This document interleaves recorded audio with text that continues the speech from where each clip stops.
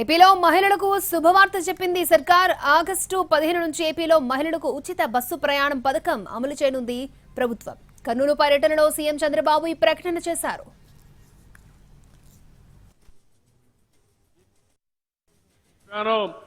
మా ఆడబిడ్డలు బస్సుల్లో ఉచిత ప్రయాణ సౌకర్యం కూడా తొందరలోనే ఇస్తా. దీనికి కూడా ఆలోచిస్తున్నాను. అవసరమైతే ఆగస్టు 15న స్వాతంత్ర దినోత్సవాన తప్పకుండా మా ఆడబిడ్డలు అప్పటి నుంచి ఉచిత ప్రయాణ సౌకర్యం ఏర్పాటు చేసే బాధ్యత ఈ ప్రభుత్వానిది. ఏదైతే నేను చెప్పానో మా ఆడబిడ్డలు బస్సుల్లో ఉచిత ప్రయాణ సౌకర్యం కూడా తొందరలోనే ఇస్తా. దీనికి కూడా ఆలోచిస్తున్నాను.